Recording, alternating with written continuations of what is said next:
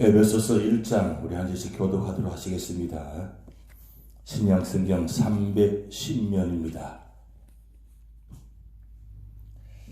하나님 뜻으로 말미암아 그리스도 예수의 사도된 바울은 에베소에 있는 성도들과 그리스도 예수 안에 있는 신실한 자들에게 편지하노니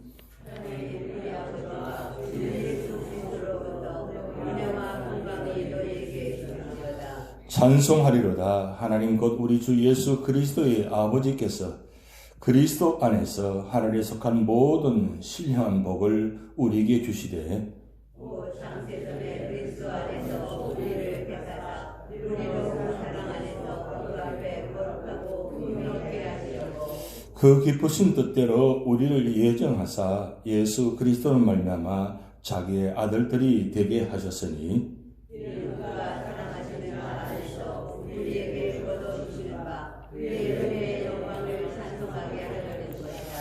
우리는 그리스도 안에서 그의 은혜의 풍성함을 따라 그의 피로 말미암아 속량 곧 죄사함을 받았느니라.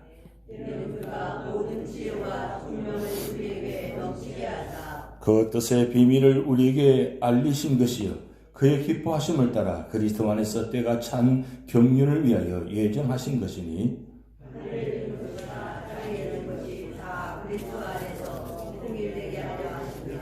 모든 일을 그의 뜻의 결정대로 일하시는 이의 계획을 따라 우리가 예정을 입어 그 안에서 기업이 되었으니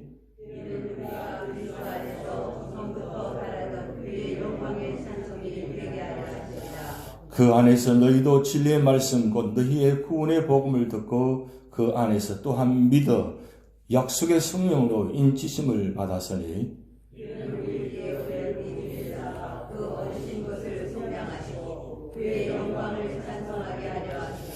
이로 말미암아 주 예수 안에서 너희 믿음과 모든 성도를 향한 사랑을 나도 듣고 내가 필요할 때에 기억하며 너희로 말미암아 감사하기를 그치지 아니하고 우리 주 예수 그리스도의 하나님 영광의 아버지께서 지혜와 계시의 영을 너희에게 주사 하나님을 알게 하시고 너희 마음의 눈을 밝히사 그의 부르심의 소망이 무엇이며 성도 안에서 그 영광의 부름이 무엇이며 그의 힘의 위력으로 역사하심을 따라 믿는 우리에게 베푸신 능력의 지극히 크심이 어떠한 것을 너희로 알게 하시기를 구하노라. 그의 능력이 그리스도 안에서 역사하사 죽은 자를 가운데서 다시 살리시고 하늘에서 자기의 영광을 가지사 모든 통치와 권세와 능력과 주권과 이 세상뿐 아니라 오는 세상에 일컫는 모든 이름 위에 뛰어나게 하시고 또 만물을 그의 발 아래 복종하게 하시고 그를 만물 위에 교회로 세우시니라. 합독하시겠습니다. 교회는 그의 몸이니 만물 안에서 만물을 충만하게 하신 이의 충만함이니라. 아멘. 이번 한 주간도 여러분 새벽마다 나와서 기도하시는 모든 제목들이 하나님을 정하신 데 놀라운 방법으로 응답될 줄 믿습니다. 오늘 24절기 중에서 첫 절기 바로 입춘입니다. 오늘 입춘은 여러분 아시다시피 이제 겨울이 지나고 봄이 시작된다는 그런 절기가 시작입니다. 1년의 첫 절기 24절기의 입춘.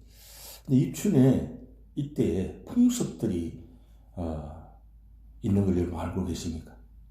입춘이 되면 봄이 온다는 소식도 중요하지만 그것보다 더 중요한 건 입춘 때에 그 풍습이 있는데 첫 번째는 전쟁을 하다가도 입춘이 되면 전쟁을 멈췄다 그래요.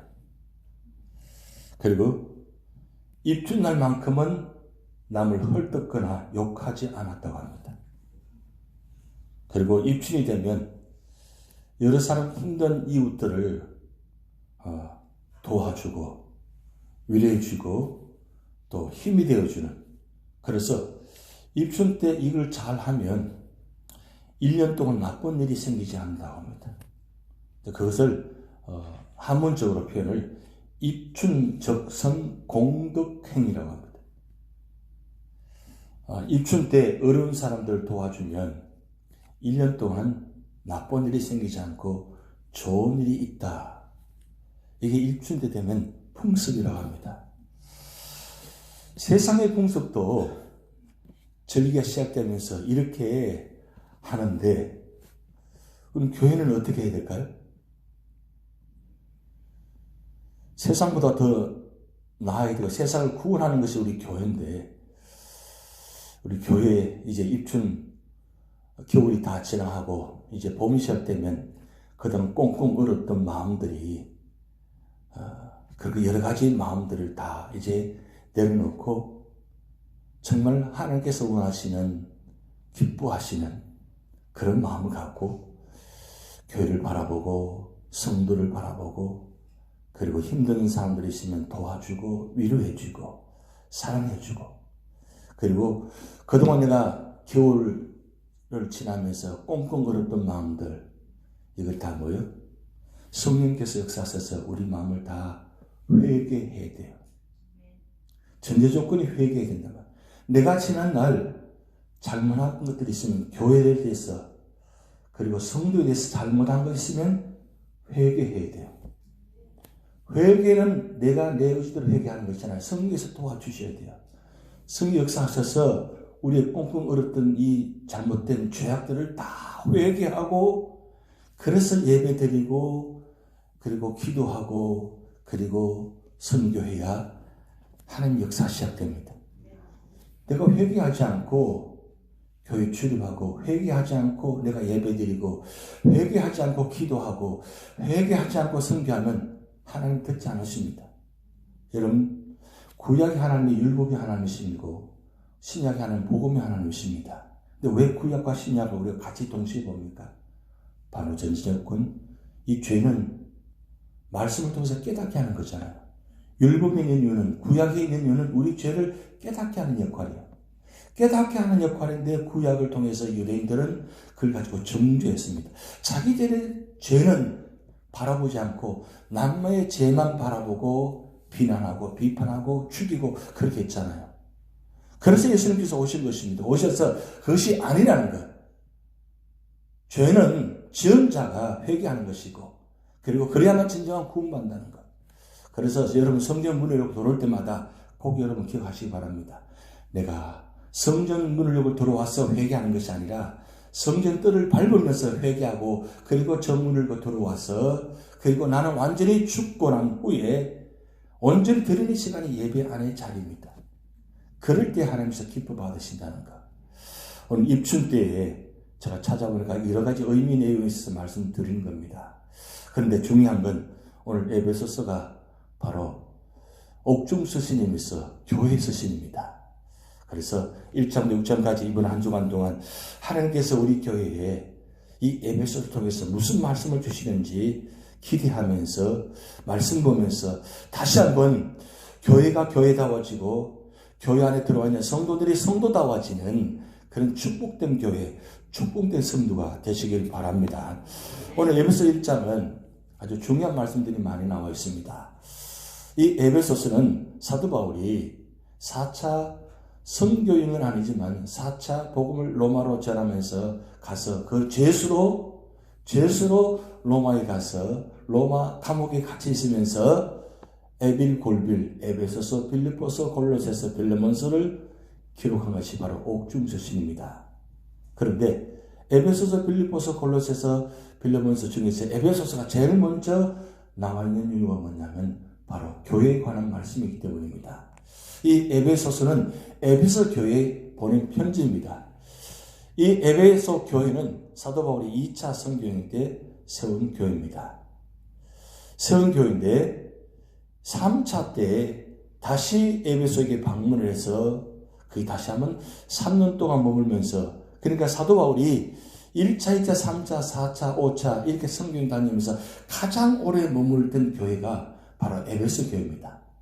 에베소 교회는 이 3차 선교행 때 3년 동안 머물면서 복음을 전하면서 두란노 서원을 세워가지고 거기서 집중적으로 복음을 가르치고 말씀을 가르쳐서 세운 교회입니다. 그래서 이 에베소 교회 참 중요한 교회인데 에베소 교회를 떠난 후에 디모데가 목회를 하고 그리고 사도 요한이 마지막 목회를 한 것 같습니다.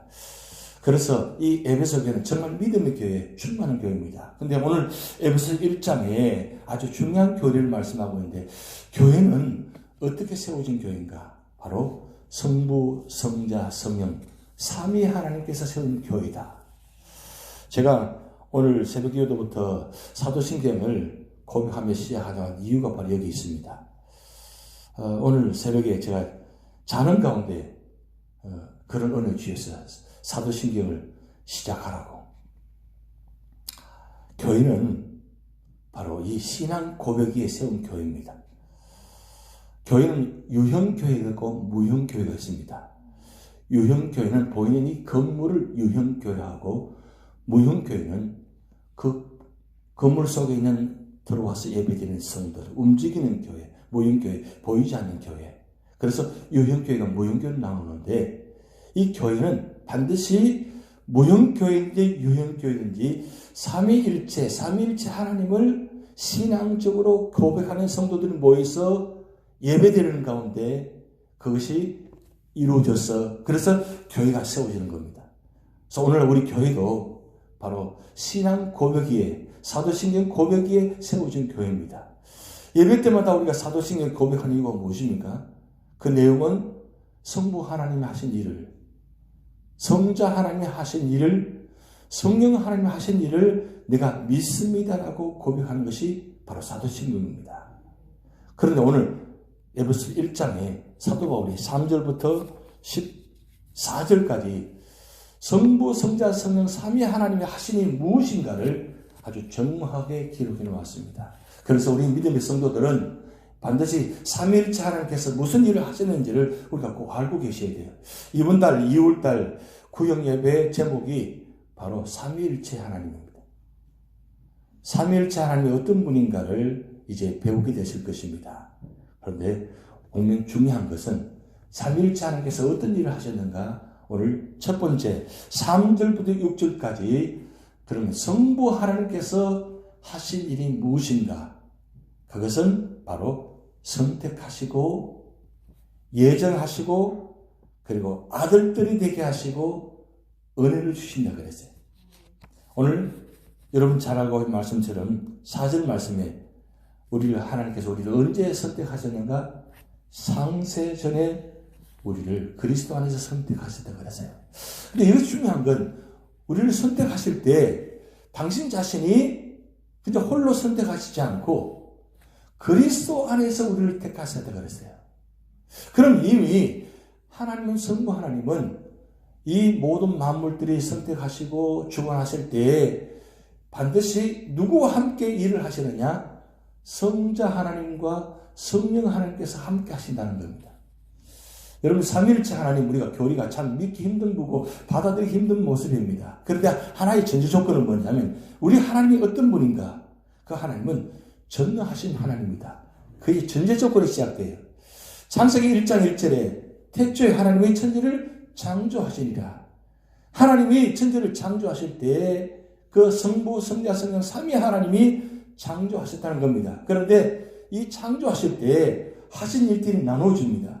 성부 하나님은 이 모든 일들을 할 수 있도록 말씀하신 분이고 그리고 그 권세를 주신 분이고 그리고 성자 하나님은 그 성부 하나님부터 위험을 받아서 말씀으로 천지를 창조하시고 말씀하신 분이었고 그리고 성령 하나님은 그 말씀하신 것을 친히 운행하시고 직접 만드신 분이 성령 하나님이세요.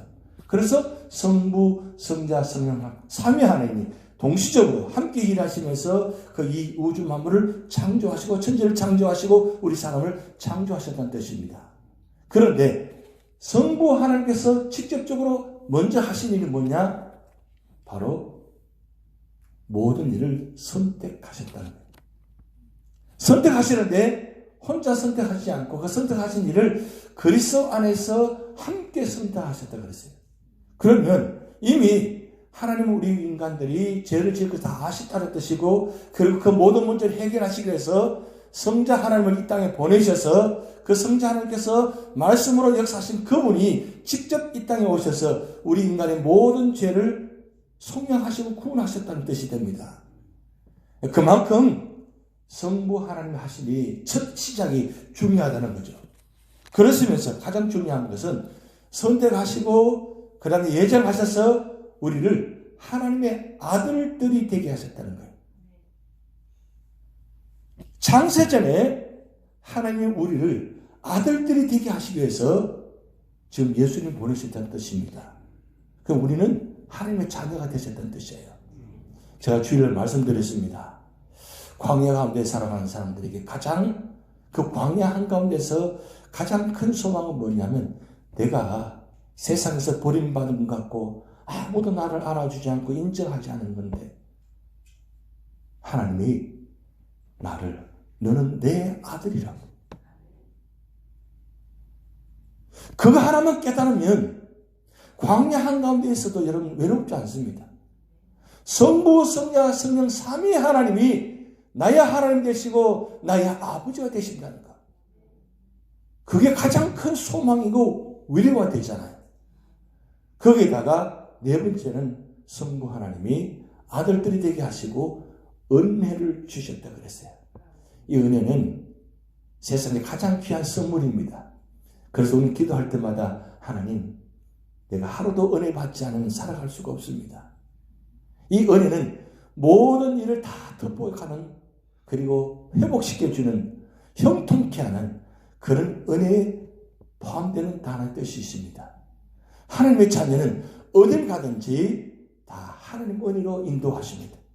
그래서 사도 바울이 고백하지 않습니다. 나의 나됨은 다 하나님의 은혜입니다. 내가 이 자리에 여기까지 온 것도 내가 이 자리에 세워진 것도 하나님의 은혜입니다. 그래서 하나님 앞에서는 교만할 수가 없어요. 어떻게 빳빳하게 머리를 들고 감히 하나님 교회 앞에서 교회에서 큰 소리를 낼 수 있어요? 큰 소리를 칠 수 있어요? 하나님 교회에서? 그럴 수가 없습니다. 왜? 하나님이 나의 하나님이시고 나의 아버지시고 그 하나님이 임재해서 다스리시는 그 교회 안에서 그리고 그 앞에서 겸손할 수밖에 없어요. 엎드릴 수밖에 없어요. 왜? 하나님이시니까. 그 하나님이 은혜를 주시하니까 살아갈 수 있다는 것. 그래서 우리 모든 삶의 자리에 오늘도 우리 한 주간도 아니 이번도 한 달 동안도 앞으로 1년 동안도 우리 모든 삶의 자리에 하나님 오늘도 은혜 주셔서 하나님 은혜 가운데서 성령하게 하옵소서. 그 성부 하나님께 주시는 은혜란 말씀입니다. 그게 창세전에만 그렇게 하신 것이 아니라 지금도 성부 하나님께서 역사하시고 계시다는 것. 그리고 두 번째로는 성자 하나님께 하신 일을 7절부터 12절까지 기록되어 있는데 7절 말씀 보면 구속 속량하셨다 그랬어요. 속량. 뭘 속량하셨다는 거예요? 값을 치르고 사셨다는 뜻이에요. 그때 당시에 노예들은 돈을 주고 사는 것이 노예들입니다. 그런데 노예들은 돈을 주고 사서 그 산 사람에게 속하면 여전히 노예입니다. 근데 이 속량의 의미는 돈을 주고 사서 그리고 그 주인에게 속한 것이 아니라 너는 이제부터 자유다. 이제 넌 노예가 아니다. 너는 자유롭게 살아라. 그게 바로 속량입니다. 그 속량의 은혜를 예수 그리스도께 십자가에 못 박혀 죽으시고 그리고 그 십자가에 피를 흘릴 말마나 그 죄를 속량하셨고 구원케 하셔서 우리를 너는 이제 자유다. 자유라고 선포하셨어요. 근데 자유하게 선포하셨는데 아직도 우리는 노예로 살고 있어요. 무슨 노예? 죄의 노예로 살고 있어요. 여전히 나는 죄인입니다.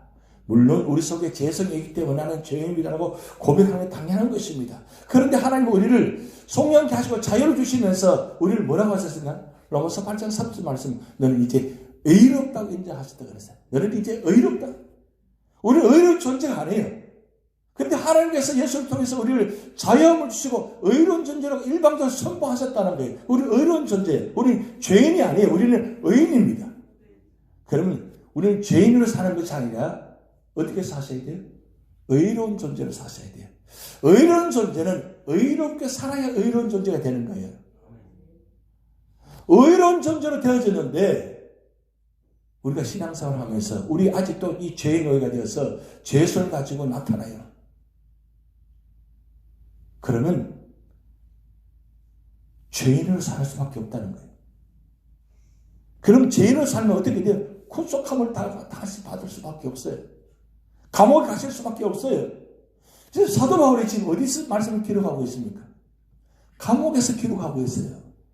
감옥에서 기록하고 있는데 감옥으로서 죄인으로서 기록하는 것이 아니고 사도 바울은 의롭다고 인정받은 그 의인으로서 그 감옥 속에서 죄인으로 말씀을 기록하는 것이 아니라 의인으로 말씀을 기록해서 에베소 교회 성도들에게 보낸 편지의 내용의 말씀입니다.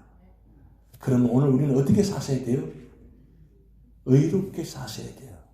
말하는 것, 행동하는 것, 우리 모든 삶의 자리에 내가 의로워야 돼요. 의롭다는 것은 하나님 말씀대로 사는 것이고 하나님 말씀대로 지키는 것이고 그리고 하나님 은혜로 사는 것이 의로운 존재라는 거예요. 그러면서 다시 말씀합니다. 그 성자 하나님을 통해서 우리를 말씀을 계시하시는데 성부 하나님께서 하신 모든 말씀을 예수 그리스도를 통해서 계시하신다. 그리고 기업이 되게 하신다는 것. 우리를 하나님의 영원한 기업이 되게 하셔서 우리를 귀한 선물로 세워주신 그 은혜. 바로 우리가 하나님의 자녀가 됐다는 걸, 그걸 지금 예수를 통해서 다시 한번 선포하게 하신다는 거죠.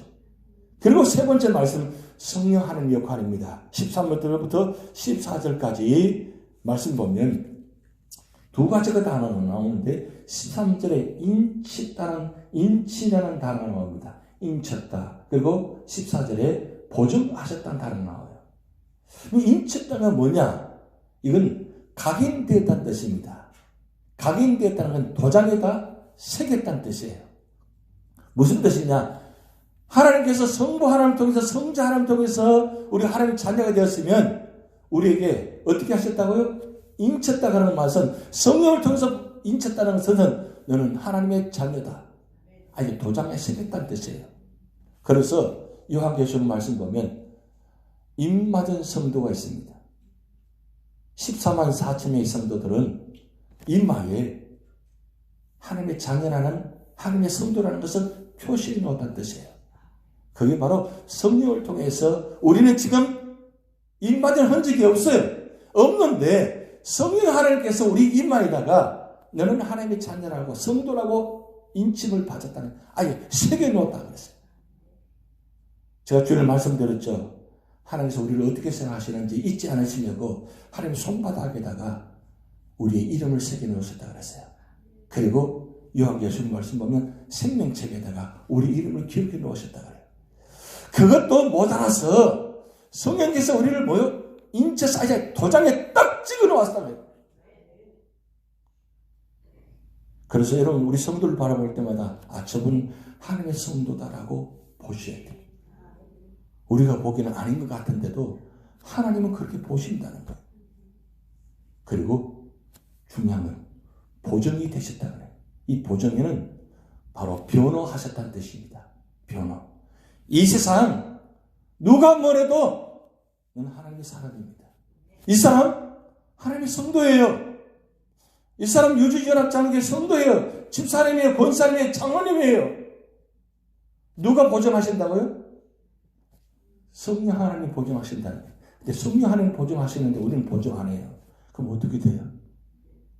왜 그렇게 된 거예요? 우리의 잘못으로 인해 가지고 보정받을 수 있는 사람인데 보정받지 못하며 살아가는 것. 저분은 원래 저런 사람이요. 아예 도장이 찍혔어요. 나의 행위로 말미암아 내 행함으로 말미암아 아예 영원히 교회에 도장이 찍혀서 저 사람은 저런 사람이에요. 그렇게 영원토록 도장 찍히면 어떻게 돼요? 안 되잖아요. 그럼 어떻게 돼요? 아직 늦지 않았습니까? 회개하십시오. 회개하고 하나님께서 인치시고 보정된 사람으로서 살아가시기 바랍니다. 그래서 사도 바울이 로마서 8장에 누가 우리를 그리스도 사랑해서 끌으리요? 무슨 뜻이냐? 끌을 수가 없다는 거예요. 왜? 성령 하나님께서 보내주시니까. 그래서 로마서 8장은 성령장입니다. 성령께서 그리스도 사랑으로서 누구도 끊을 수 없도록 만드신 것이 성령 하나님의 역사입니다. 오늘 에베소 1장을 통해서 성부, 성자, 성령 삼위 하나님의 이 놀라운 일들을 바라보시면서 그 놀라운 일들을 나에게 하셨다는 것 기억하시면서 믿음으로 승리하신 여러분 되시기 바랍니다. 다 같이 기도하시겠습니다. 하늘에 계신 우리 아버지여, 이름이 거룩히 여김을 받으시오며 나라의 마옵시며 뜻이 하늘에서 이룬 것 같이 땅에서도 이루어지이다. 오늘날 우리에게 일용할 양식을 주옵시고 우리가 우리에게 죄전자를 사하여 준 것 같이 우리 죄를 사하여 주옵시고 우리를 시험에 들게 하지 마옵시고 다만 악에서 구하옵소서. 대개 나라와 권세와 영광이 아버지께 영원히 있사옵나이다.